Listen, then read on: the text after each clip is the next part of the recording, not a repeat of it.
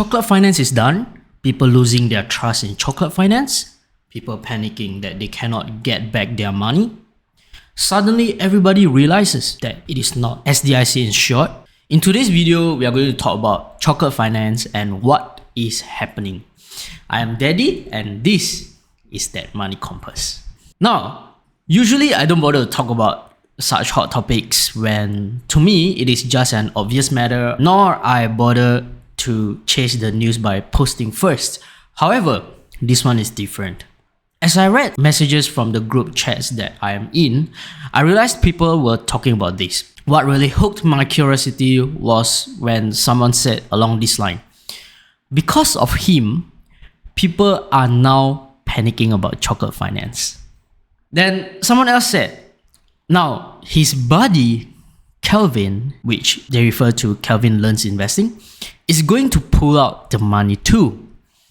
Then someone else posted SG Budget Babe's Instagram story post, which I bothered to read even though it is so lengthy. Then I realized chocolate finance had got themselves into something that I might have missed out on. So here, I will iron out what happened to it, what is happening to people around it, and why chocolate finance is where it is. I had heard about chocolate finance way before, even before they started to go on Seedly event for the first time, and then subsequently all the Singapore influencers talking about them. How, you may ask? They followed my Instagram, guys. They followed my Instagram, like in the very beginning. So I have to say, I'm very proud of this because even before they made a name for themselves, they have already followed me, and this has never happened before. I mean, no other companies nor influencers have ever followed me. So when they first did this, I remember I disregarded it as just another influencers wannabe who just want to learn more about personal finance, because of the content that I post on my Instagram. Then I remember when I first saw their booth at their first ever Seedly event, I was very surprised because it turns out to be a fintech startup. And then, of course, subsequently, influencers started to talk about it. People started trying their product out, and then you start seeing physical advertisement on MRT platforms. All the brown stickers, and even with the crazy rich Asians actor there too.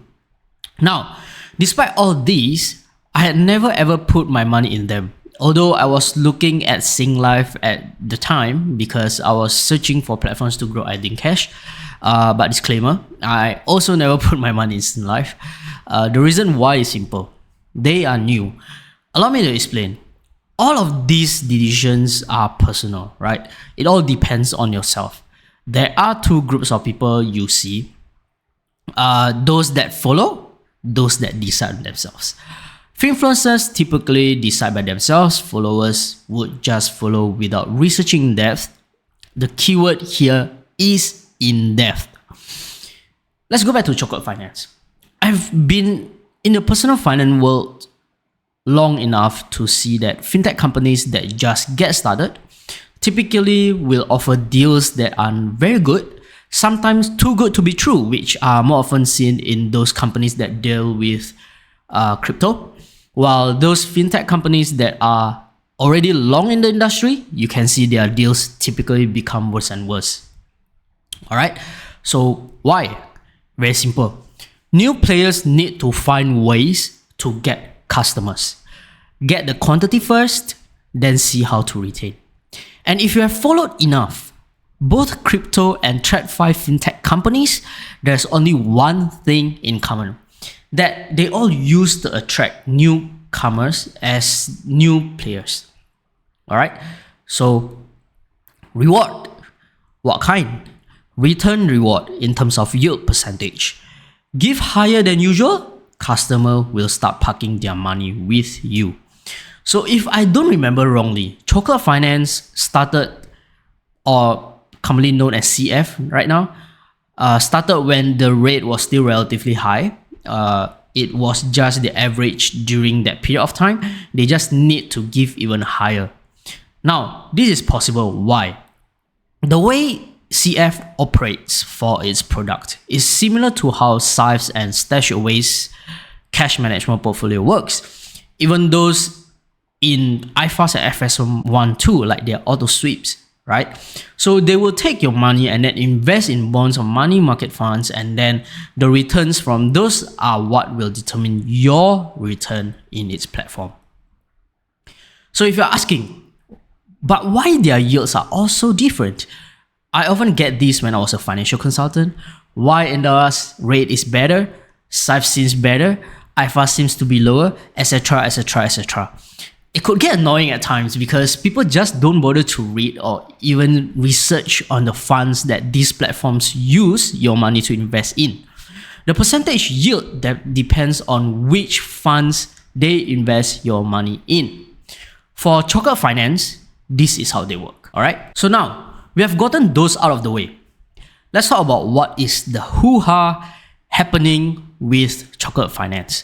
So it all started out when Satisfy posted his YouTube video on why he's pulling out all his money from Chocolate Finance.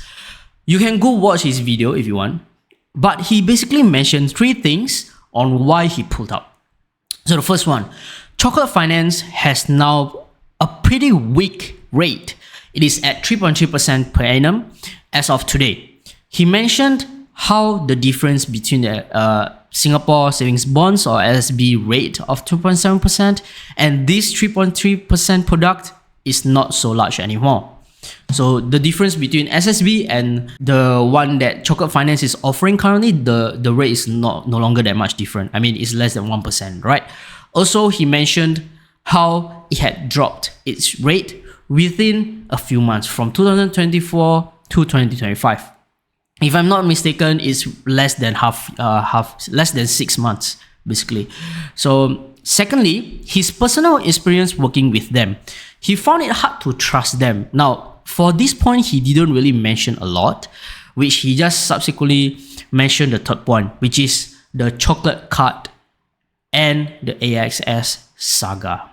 So for this chocolate card, it's a card that is being released by Chocolate Finance itself, so it's called Chocolate Card, and then there's this AXS, which is basically like a payment service, right?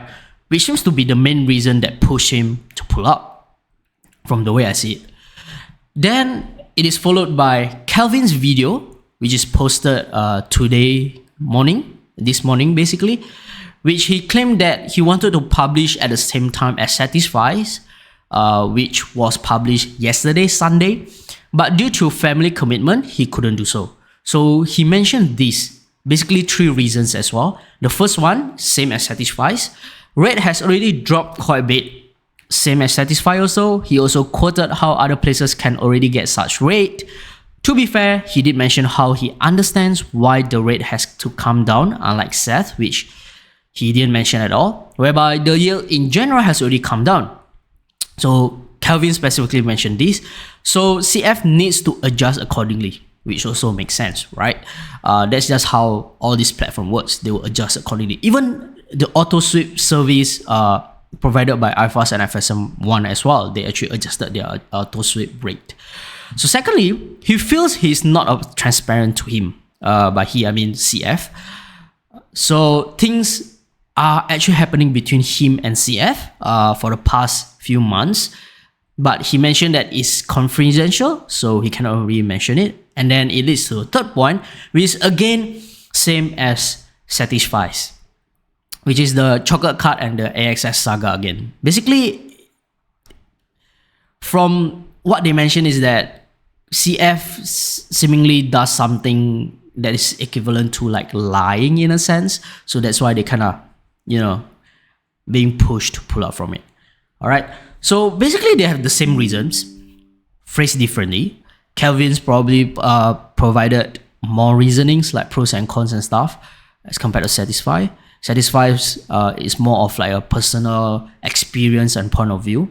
So yeah, they also seem to have similar experience working with Chocolate Finance, considering how they both mentioned the same reasoning, in which both are unhappy about. And then the Saga was the final trigger for them, basically. Like, enough is enough, I'm going to pull out, that's it. But at this point, I have to stress that none of them actually mention or rather ask people to withdraw together with them. They only mainly voice out their frustrations through the video, and I could tell that for Calvin's video seems to be more emotional as compared to Satisfies, even though you can see that he display his disappointment more, but Calvin's one is more of like emotional side. Now, based on the reasoning, I have to say that Seth's reasoning was with holes. I mean, for CF to lower the rate, he, as a financial influencer, should be able to understand that CF has to do so because of the general rate that has already come down, which Calvin has mentioned in his video. What is more disappointing is how Seth actually looks like he actually is unhappy because of this lower rate. Like, come on, it's not fully CF's fault for this one, right? But if you rewatch the video again, you can tell that, if I'm not mistaken, towards the end of the video, the way he put it is like, it's because of the lower rate that he then started to think about all this. And then because of the saga, it just snowballed, right? So it is obvious that everybody, especially for the people in Singapore, likes to look for them juicy high yield to park their money in. Nothing is wrong with that. It's just that if you watch all these Singapore influencers, they have another thing in common. They like to talk about the latest juicy platforms that provide the highest return yield currently. And this is why people will follow, which is pretty normal in these days and age. And then if something goes wrong, we'll either blame the influencers or the platforms. So this is also another common trait among people nowadays. So there's nothing wrong with that either, to be frank, but it's just even more disappointing when, you know, the influencers themselves, they mention how they are just small fish that won't cause bank run. Like, really? Like, come on, there's this thing called network effect, all right? And anyway, moving on, the second and third reason seems to be tied together because they both seem to have unpleasant experience with CF, and then when this saga between CF and AXS happened, they just decided to pull out. So for this one, I can't comment much. Also, they didn't really mention much as well because it is more of a personal experiences rather than objectively from the product's point of view that CF actually provide. So this is the part that I believe to be a little bit unfair for CF. Let me explain from the chronological order of the event that links to now. Alright, so someone actually posted this on the group chat that I'm in, and I think it's very useful to summarize the chronology of the whole saga. So apparently it started from last Wednesday, a little bit less than a week by now. Basically, CF updated their FAQ stating that AXS no longer accepts CF debit card. Now at this point, people generally think that, oh, it's AXS that actually stopped working with, chocolate finance, right? But on Friday, reports emerged that AXS clarified CF itself requested to halt the payments, and AXS simply complied. Now, it's all about, the matter of phrasing, right? People can easily misunderstood and stuff. And then on Sunday, various creators shared their opinions on CF. Now, from my point of view, I already chanced upon Satisfies. So yeah, which may or may not have influenced many users to start withdrawing their funds. Now, this we have mentioned earlier. I'm going to talk about it later again, that I believe to a certain extent, it will actually influence, I believe, because that's just how followers works, right? So, and then on Monday, 10 March, CF is now experiencing temporary delays for instant withdrawals. Now, this is the one that I believe would cause further panic and stuff. Now, bear in mind that all of these are based on my opinions by inferring from what's going on and stuff, the sentiment and stuff. So yeah, basically the chocolate card by CF seems to be very good, right? There's no doubt. It can be used to pay certain stuff that usually your credit cards cannot. Then people seem to like it so much that it attracts a huge volume that suddenly it was halted. People thought it is AXS that stopped it. We can tell based on the way it says. But turns out it is CF that requested for the halt. People are not happy. This is normal. I wouldn't be happy because you just suddenly halted. People start to panic because, it happens so suddenly. because they just changed their FAQ instead of publishing like a blog or something. However, it got worse when two influencers voiced out, and people may or may not have been influenced by this, and the whole scenario got worse. From my point of view, it actually may be the case, especially for people that are already angry about it. You know, when someone is emotional or angry and then your favorite influencers posted something like that kind of, you know, saying that, okay, CF is not transparent, they are not happy working with them, blah, blah. Definitely the people, especially the followers, the angry followers, will be like riled up, right? So then the panic came when suddenly the so-called instant withdrawals is taken from 1 day, that's supposedly one or 2 days, if I'm not wrong, it's basically less than 3 days, is changed to 3 to 10 days. People panic more, withdraw more, and then the whole thing just snowball, right? This got even worse when people started to bring up the point that they are not insured under SDIC. So why people are panicking? Well, it is their capital, their money. So some put big sum of money inside. Even for the influencers, if you watch the video, you read the blog post by SG Budget Babe, they actually put 5 figures into it, right? So of course you wouldn't want to lose your money, right? 5 figures are pretty big sum of money. So yeah, it's understandable. But of course, I see that some influencers already start to try to calm their followers down, like SG Budget Babe. Here with the post. It's a pretty lengthy post. So I'm going to summarize. Long story short, she basically says how she also has her money inside. So just calm down. Your money is not gone because they are all in money market funds. It's just that CF needs time to sell their funds and get back the money before they can distribute back to the users. I'm going to explain how this works. Alright, later on. She also then posted this by CF itself, which I actually found quite interesting. It looks like a letter from Chocolate Finance trying to calm people down as well. This is very typical, by the way. If you see those companies like FTX or even Bybit, when people are panic withdrawing their funds, the CEOs would say things like, your funds are safe, nothing is halted, we will try to refund once we have the money. So just chill, guys. We are doing fine, you know? Just chill. Stop panicking. You know, that's basically the gist of the letter, right? But I noticed one thing that this letter doesn't mention is that it doesn't say there is any liquidity issue. So here's the thing. How their whole money is being churned is that all your money is basically being put into a pool, right? Let's call this money pool, which then they will use to invest in funds, right? To earn more.